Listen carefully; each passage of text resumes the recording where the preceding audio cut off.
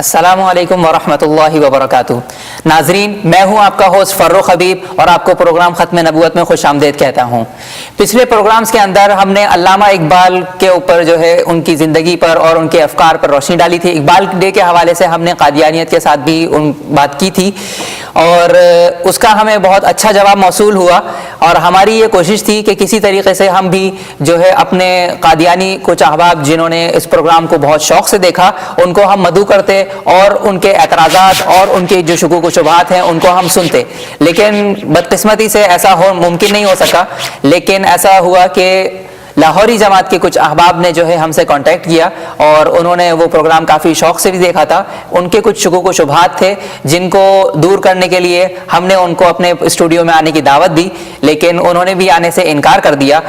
اور بجائے اس کے کہ وہ خود تشریف لاتے اور فیس ٹو فیس بات کرتے، انہوں نے جو ہے ایک سوال نامہ جو ہے ہمیں بھیج دیا. اب ہماری یہ کوشش ہوگی اس پروگرام کے اندر کہ ہم علامہ اقبال کی زندگی کے مختلف پہلوؤں پر بات کرتے ہوئے ان سوالات کے اور ان کے اعتراضات کے جو ہے جوابات بھی دے سکیں، اس کا بھی احاطہ کر لیں اور اس کے ساتھ ساتھ گفتگو جو ہے وہ مزید وسیع تر ہوتی چلی جائے. اور اسی لیے ہم نے آج اپنے اسٹوڈیو کے اندر دوبارہ سے جناب اکبر احمد چودھری صاحب کو دعوت دی ہے. میں آپ کا نہایت شکر گزار ہوں. سب سے پہلے تو میں اپنی اور ناظرین کی طرف سے آپ کو السلام علیکم ورحمۃ اللہ کہتا ہوں اور یہ آپ کے اس بات پہ شکر گزار ہوں کہ آپ نے ہماری دعوت کو دوبارہ قبول کیا اور یہ پروگرام میں تشریف لائے.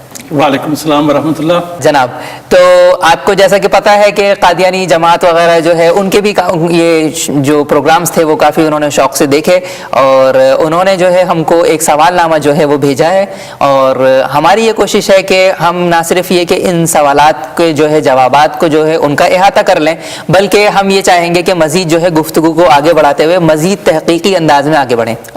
تو اس کے لیے ہم آپ کا نہایت شکر گزار ہیں کہ آپ نے ٹائم نکالا اور ہمیں کچھ وقت دیا.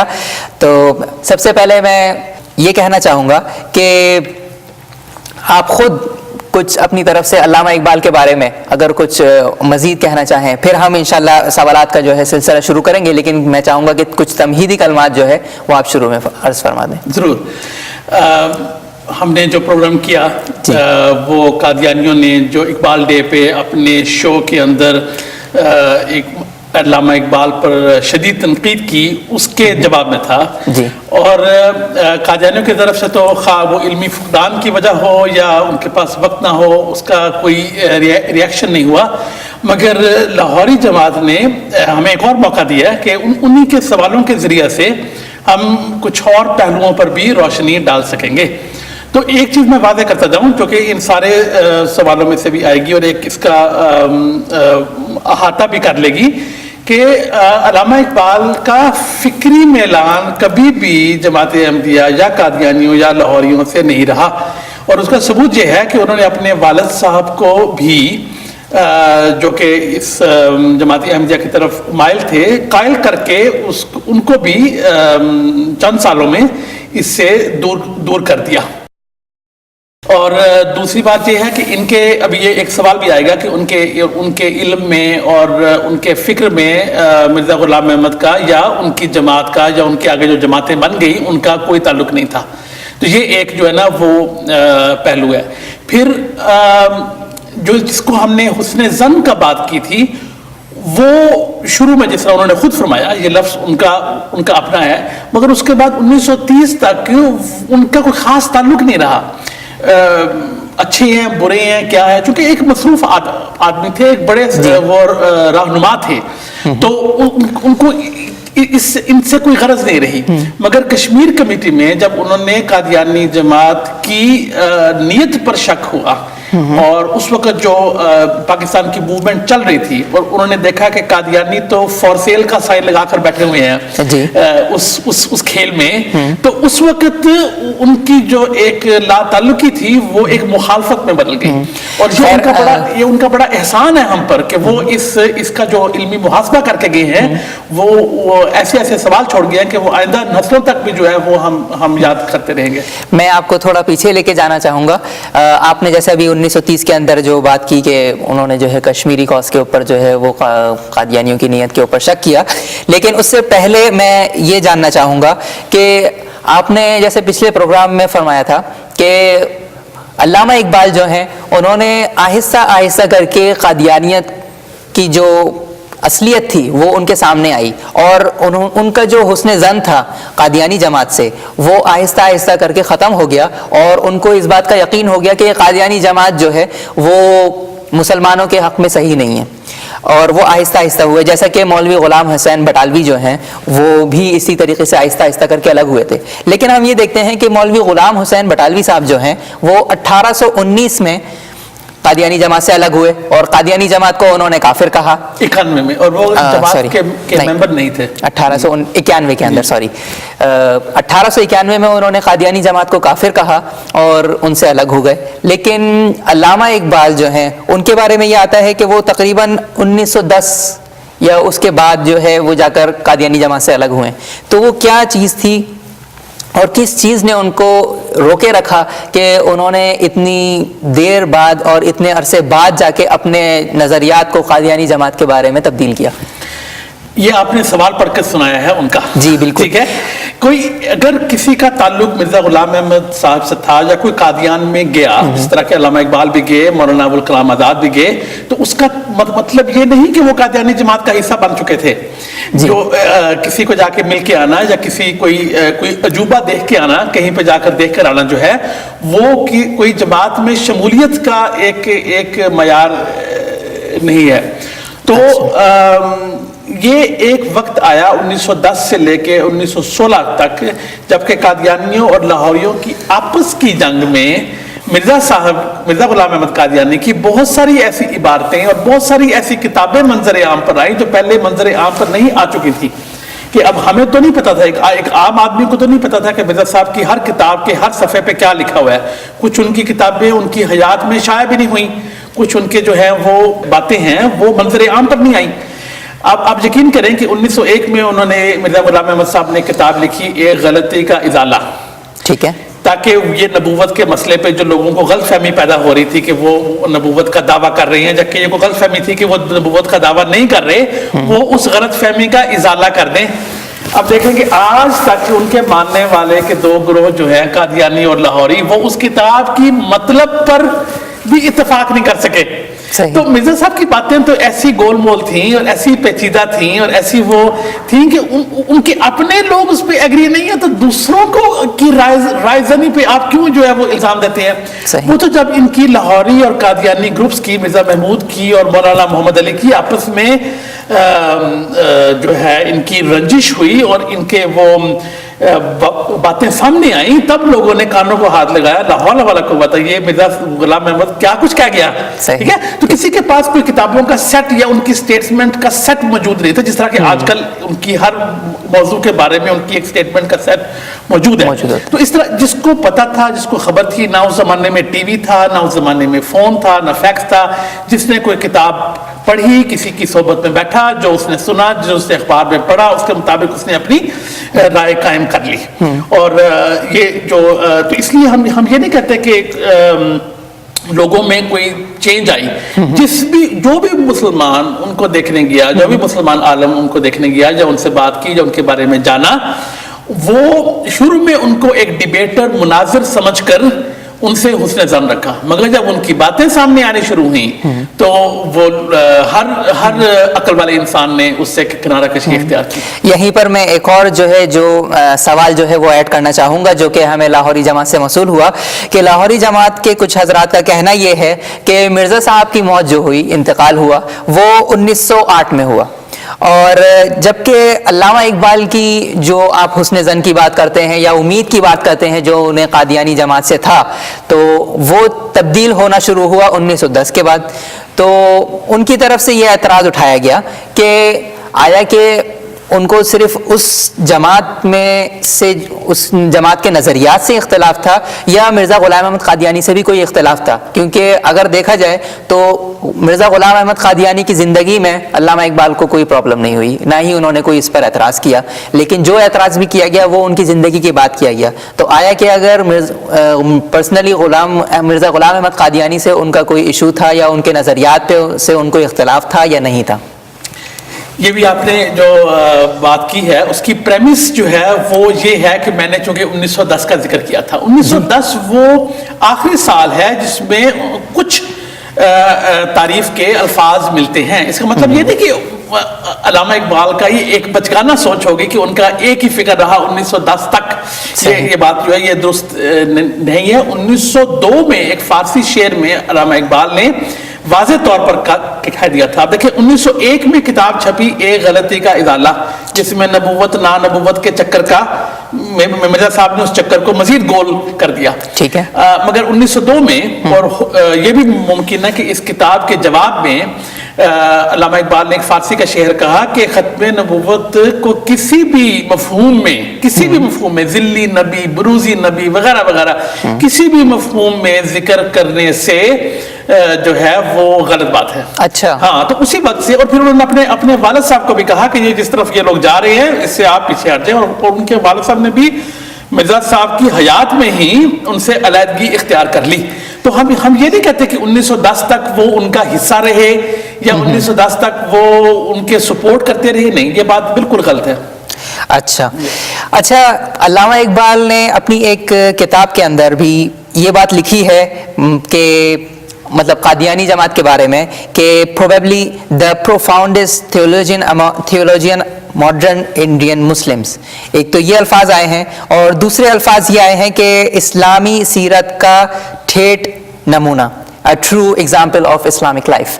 So کیا آپ بتا سکتے ہیں کہ یہ جو الفاظ ہیں یہ علامہ اقبال نے کب استعمال کیے قادیانی جماعت کے بارے میں؟ آیا کہ یہ 1910 کے بعد انہوں نے یہ بات کہی یا اس سے پہلے کہی؟ یہ جو آخری فکرہ ہے، جو پہلا فکرہ ہے اس کا مجھے حوالہ نہیں مل سکا، مگر آخری فکرہ جو ہے اس کو شورش کاشمیری صاحب نے بھی لکھا ہوا ہے کہ وہ جو ہے 1910 کا وہی جو انہوں نے ایک واقعہ بیان کیا. اب جو بھی قادیان جاتا تھا وہ دیکھتا تھا کہ لوگ صبح اٹھ رہے ہیں، نماز کے لیے اٹھ رہے ہیں اور اپنا جو ہے وہ بظاہر اسلامی جو عبادات ہیں ان میں حصہ لے رہے ہیں. اور جب مولانا ابوالکلام آزاد بھی قادیان گئے تو انہوں نے دیکھا کہ جی وہ 1905 میں کہ صبح 4 بجے لوگ اٹھ کر جو ہے وہ نماز کے لیے اٹھے ہوئے ہیں، تو ایک اچھا امپریشن پڑتا تھا. یہ انہوں نے لکھا نہیں، یہ علامہ اقبال نے ایک تقریر کی ہے. اچھا. اس کے اندر یہ ایک فکرہ تھا اور اسی لیے ہم 1910 کو ایک لائن ڈرا کرتے ہیں کہ آخری جو کلمہ ان کے منہ سے نکلا ان کی تعریف میں وہ 1910 تھا. اچھا. بہت شکریہ. اس کے علاوہ اور ان کی طرف سے لاہوری جماعت کی کچھ احباب کی طرف سے ہمیں کچھ سوالات جو موصول ہوئے، اس میں سے ایک سوال یہ تھا کہ آپ نے بات کی کہ مرزا غلام احمد قادیانی صاحب کے انتقال کے بعد لاہوری جماعت اور قادیانی جماعت یہ 2 الگ گروپ بن گئے، تو یہ کب ہوا؟ پہلے اس کے اوپر ذرا روشنی ڈالیے، پھر میں اپنے سوال کی طرف آؤں گا کہ اصل سوال کیا ہے. یہ مرزا محمود احمد نے ایک مجلس انصار اللہ بنائی جو کہ قادیانیوں کے جماعت احمدیہ کے اندر ایک چھوٹی سی پارٹی تھی، ایک گروپ تھا جس نے مرزا محمود احمد جو اس وقت بہت کم عمر تھے، 20-22 سال کے ہوں گے، اس وقت ان کو سپورٹ کرنا شروع کر دیا. اور وہ تو یہ اختلافات 1911 سے میرا خیال شروع ہو گئے تھے. اور انہوں نے پھر ایک رسالہ اپنا نکالنا شروع کیا، تشخیص الاذہان. اور اس کے مقابلے میں مولانا محمد علی اور ان کے سپورٹر جو زیادہ تر لاہور میں مقیم تھے انہوں نے اپنا رسالہ پیغام صلح کے نام سے نکالنا شروع کیا. ٹھیک ہے، یہ 1911 کی بات ہے. 1911-12 کی بات ہے. ٹھیک ہے. اس کے بعد مرزا محمود صاحب مکہ مدینہ گئے حج کرنے بقول ان کے، مگر وہ لکھتی ہیں کہ میں جب حج کرنے گیا تو میں نے امام کے پیچھے نماز پڑھنے کی پوری کوشش کی کہ میں نماز نہ پڑھوں. اچھا. اس سے آپ کو اندازہ ہوتا ہے کہ وہ کس طرف جا رہے تھے. ٹھیک ہے. اور 1914 میں پھر جو ہے یہ ان کا آپس میں اختلاف سامنے آ گیا. جب ان کے پہلے جو خلیفہ تھے ان کی وفات ہوئی تو یہ اختلاف سامنے آ گیا اور انہوں نے مرزا محمود صاحب کو ان کی پارٹی نے کھڑا کر دیا. اور یہ جو سینئر لوگ تھے جن میں مولانا محمد علی، خواجہ کمال الدین وغیرہ تھے، یہ وہاں سے چھوڑ کے قادیان سے چھوڑ کے لاہور آ گئے. پہلے یہ قادیان میں تھے مگر آپس میں ان کا جھگڑا اتنا شدید ہوا، وہی جو ہم بائیکاٹ وغیرہ سنتے ہیں وہ اس وقت بھی شروع ہو گیا تھا ان میں، جس کی وجہ سے یہ چھوڑ کر لاہور چلے گئے. مگر اس کھینچا تانی میں اتنی باتیں سامنے آئیں کہ یہ جو انہوں نے ایک اعتراض کیا ہے یا ایک بات کیا کہ قادیانی بدلے ہم نہیں بدلے، میں یہ بات کسی حد تک تسلیم کرتا ہوں کہ قادیانی تو بالکل ایک ایکسٹریم پہ چلے گئے مگر ان کے مقابلے میں یہ دوسری ایکسٹریم پہ چلے گئے. کہ وہی جو یہ نبی وغیرہ کے الفاظ مرزا غلام احمد کے لیے استعمال کیا کرتے تھے ان کو استعمال کرنا چھوڑ دیا. تو ایک قسم کے قادیانی لائٹ بن گئے، یعنی کہ ہلکے قادیانی، یہ لاہوری گروپ. ہاں جی ٹھیک ہے. تو یہ کہ یہ انہوں نے اپنے عقائد نہیں بدلے، یہ بھی غلط ہوگا. عقائد بدلے اس طرح بدلے کہ مرزا غلام احمد کی بہت ساری باتیں جو کہ مصدقہ ہیں، جو انہوں نے لکھی ہوئی ہیں، اس کے یہ اہمیت کم کرتے ہیں مگر ان کا جواب نہیں دیتے. اگر آج یہ کہہ دیں کہ بھی مرزا صاحب نے یہ بات غلط کی، اگر ان کو نبی نہیں مانتے تو جو غیر نبی ہو اس سے تو غلطی ہوتی ہے. اس کی تو ہم بڑے بڑے عالموں میں کہتے ہیں کہ ان سے یہ غلطی ہوئی یا انہوں نے یہاں پہ یہ سوچا ہوگا. نہیں صحیح. اگر یہ کبھی مرزا غلام احمد صاحب کے بارے میں کبھی ایک دفعہ بھی یہ کہہ دیں کہ یہاں انہوں نے یہ سوچا ہوگا یا یہ سوچ کر یوں کیا ہوگا یا ایسا کوئی شک کا اظہار کریں تو ہم ان کی بات ماننے کے لیے تیار ہے کہ یہ مرزا صاحب کو ایک عالم کی حیثیت سے جو بھی لیتے ہیں. مگر جب تک وہ قادیانیوں کی طرح مرزا غلام احمد کی ہر بات کو، ہر چیز کو ڈیفینڈ کرتے رہیں گے جو کہ انڈیفینسیبل ہے، اس وقت تک ان میں اور قادیانیوں میں عقیدتاً فرق نہیں رہے گا. صحیح. اچھا، میں اس پہ ایک بات کرنا چاہوں گا. جیسا کہ آپ نے آپس کی چپقلش کے بارے میں بات کی کہ لاہوری گروپ اور احمدی گروپ، ان دونوں کے درمیان جو ہے آپس میں چپقلش شروع ہوئی جو 1914 کے اندر اسپلٹ کے نتیجہ جس کے اندر سامنے آیا کہ وہ دونوں اسپلٹ ہو گئے. میں یہ پوچھنا چاہوں گا کہ جیسا کہ آپ نے فرمایا کہ لاہوری گروپ جو ہے وہ مرزا غلام احمد قادیانی صاحب کے جتنے بھی نبوت کے دعوے ہیں ان کو انڈر اسٹیمیٹ کرتے ہیں یا پھر ان کو انڈر ڈیفائن کرتے ہیں کہ وہ کہتے ہیں کہ نہیں، ان کا مطلب اس سے کچھ کم تھا، وہ نہیں تھا. نبی کہنے کا مطلب شاید کچھ اور ہو. لیکن میں یہ پوچھنا چاہوں گا کہ آیا انہوں نے کبھی ان کی زندگی کے اندر بھی ان پوائنٹس کو اٹھایا ہے یا صرف یہ کہ بعد میں جب یہ مینجمنٹ کا مسئلہ ہوا، خلافت کا مسئلہ ہوا، پاور کا مسئلہ ہوا تو انہوں نے پھر اس بات کو اٹھایا؟ ورنہ ایسا ہو سکتا تھا کہ جیسے کہ مولانا محمد علی صاحب ہو گئے یا پھر کمال الدین صاحب ہو گئے، جب مرزا غلام احمد قادیانی نے ان دعووں کا اظہار کیا تو اس وقت انہوں نے اب کچھ اپوزیشن دکھائی یا ان کے کچھ اور معنی لیے یا اس وقت انہوں نے ان کو اسی معنی میں لیا جس معنی کے اندر مرزا غلام احمد قادیانی نے کہا تھا؟ بہت اچھا سوال ہے. یہ انہوں نے مرزا صاحب کی حیات میں ان لوگوں نے یہ ان کے بڑے دست راست تھے. صحیح. اور اس لیے یہ جو الفاظ مولانا محمد علی نے بھی استعمال کیے ہوئے ہیں مرزا صاحب کے بارے میں اور جو چھپے ہوئے ہیں ریویو آف ریلیجن جن کا رسالہ وغیرہ آتا ہے اس کے اندر انہوں نے تقریباً وہی زبان استعمال کی ہوئی ہے، بلکہ وہی زبان کہوں گا جو کہ قادیانی بعد میں استعمال کرتے رہے ہیں. تو پھر آپ کو نہیں لگتا کہ یہ جو ہے ایک طرح سے جب ان کو یہ دیکھنے نظر آیا کہ کیونکہ کسی اور یہ پورا کا پورا جو پروجیکٹ ہے یا اس کو جو کچھ بھی کہیں یہ ہائی جیک ہو چکا ہے اور شاید ان کو بھی کچھ امیدیں وابستہ ہوں کہ خلیفہ بننے کے یا اس کی، تو جب ان کو یہ ہوتی نظر نہیں آئی تو انہوں نے پھر اس کا انکار شروع کیا ہو؟ کچھ حصہ یہ ہوگا مگر میں مولانا محمد علی صاحب پہ حسن ظن رکھتا ہوں. اچھا صحیح. میں یہ کہوں گا کہ کچھ حصہ تو اس کا اقتدار کی جنگ بھی تھی. صحیح. جس طرح کہ ہمیشہ ہوتی ہے، ایک سیاست اقتدار کی بھی ہوتی ہے. مگر میں یہ کہوں گا کہ میری جو سٹڈی ہے اس نے یہ بتایا کہ مولانا محمد علی صاحب کے اندر ایک دور اندیشی تھی کہ مسلمان کو کافر کہنا اور یعنی کہ وہ نبوت وہ نبوت بقول علامہ اقبال، وہ نبوت جس کو نہ ماننے والا کافر ہو جائے، ٹھیک ہے، وہ، اور دوسرا ان کی نبوت کا جو مسئلہ ہے یہ کبھی بھی ان کو اسلام کے دائرے میں نہیں رہنے دے گی.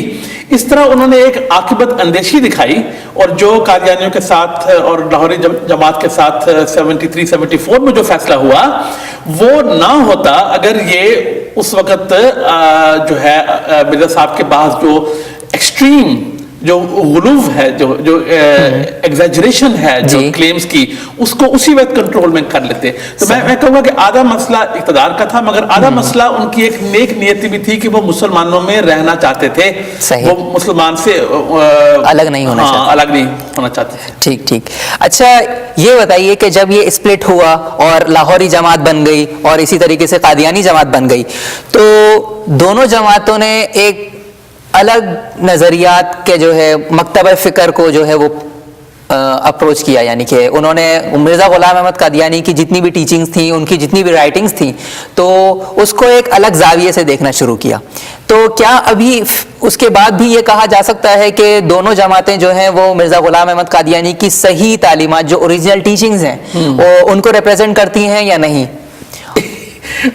پرابلم یہ ہے کہ مرزا غلام احمد صاحب کی اوریجنل ٹیچنگز کا کسی کو علم نہیں ہے. اچھا، ٹھیک ہے، صحیح. انہوں نے اتنی دفعہ اپنے آپ کو کنٹراڈکٹ کیا، اتنی دفعہ اپنی کہی ہوئی باتوں سے پھر گئے، جب کبھی کچھ کہا کبھی کچھ کہا، کسی زمانے میں کچھ کہا کسی زمانے میں کچھ کہا، اور ایسی ایسی تعویل میں اور بال کی کھال میں اور لغوی معنوں میں ایسا چکر دیا کہ وہ یہ فیصلہ کرنا کہ ان کی اصل تعلیم کیا ہے. اگر قادیانی یا لاہوری آج مرزا غلام احمد کی تعلیم کو ایک کتاب کی شکل میں معین کر دیں، جس طرح ایک فقہ ہوتا ہے، جس طرح ایک ہوتا ہے، تو آج بھی معین کر دیں تو بھی شاید ان کو ایک کلٹ نہ کہا جائے، نہیں، مگر یہ معین ہی نہیں کر سکتے، چونکہ جب تک اس کو نبی مانتے رہیں گے یہ نہیں کہہ سکتے کہ یہ ان کی بات نے اس بات کو منسوخ کر دیا، یا یہ بات غلط تھی، یہ بات ان کی بات والی بات صحیح ہے. کبھی یہ کہہ کر تو دیکھیں، پھر عقلی بات کر سکتے ہیں. تو اس لیے میں نہیں سمجھتا کہ نہ وہ جو ہیں وہ پراپرلی مرزا صاحب کی شکل دکھا رہے ہیں، نہ وہ شکل دکھا رہے ہیں. مگر اگر کسی میں اس وقت علمی تعداد کم ہونے کے باوجود اگر کچھ علمی رمق باقی ہے تو وہ لاہوری جماعت ہے. قادیانی جماعت تو اپنی تعداد اور اپنے مال زیادہ ہونے کے باوجود بھی علمی فقدان کا یہ حال ہے کہ وہ ہماری کسی بات کا بالکل آپ صحیح فرما رہے ہیں کہ جیسے ہمارے پروگرامز کے لیے بھی انہوں نے اپروچ نہیں کیا، حالانکہ ہم تو یہ چاہتے تھے کہ ان کو بھی دعوت دیں اپنے پروگرام کے اندر اور مزید ان سے جو ہے کلام کریں، لیکن افسوس. خیر، میں اپنے اگلے سوال کی طرف آتا ہوں کہ مولانا ابوالکلام آزاد انہوں نے بھی کبھی اپنی زندگی میں قادیانی جماعت کی تعریف کی ہے، اور لیکن ہمیں کچھ ان کی جو باتیں ہیں وہ مختلف طریقے سے نظر آتی ہیں کہ ایک کبھی تو انہوں نے تعریف بھی کی، کبھی انہوں نے یہ بات بولا کہ قادیانی جماعت جو ہے وہ غلو کی طرف چلی گئی ہے. تو آپ اس کے اندر تھوڑی سی تطبیق دینا چاہیں گے کہ کس طریقے سے؟ پھر وہی بات ہے کہ مولانا ابوالکلام آزاد نے مرزا غلام احمد صاحب کی وفات کے اگلے روز یا چند روز بعد ان کی تعریف میں کہ وہ ایک اچھے ڈیبیٹر تھے، وہ ایک اچھے مناظر تھے، یہ ان کے بقول، یہ میں نہیں کہہ رہا، ٹھیک ہے. تو انہوں نے ان کے لیے ایک کیا اس کو بولتے ہیں اردو میں، اوبیچوری جس کو کہتے ہیں انگلش میں، تعزیتی مقالہ لکھا. ہاں، تعزیتی مقالہ لکھا. اس کے اندر انہوں نے کچھ ان کی ایز اے ڈیبیٹر تعریف کی. وہ تعریف کا ڈنکا آج تک سنتے آ رہے ہیں. اچھا، اسی کا اشارہ ہے اس سوال میں، اسی کا اشارہ ہے. اس سے پہلے 1905 میں مولانا ابوالکلام آزاد قادیان سے ہو کر گئے تھے اور کوئی خاص امپریس نہیں ہو کر گئے تھے. اور اس کے بعد بھی وہ یہ کہتے رہے کہ یہ جو ہے قادیانی جماعت نے غلو سے کام لیا ہے. اس کے اندر اب لاہوری جو سوال آیا ہے اس میں انہوں نے یہی پوچھا ہے غالباً کہ یہ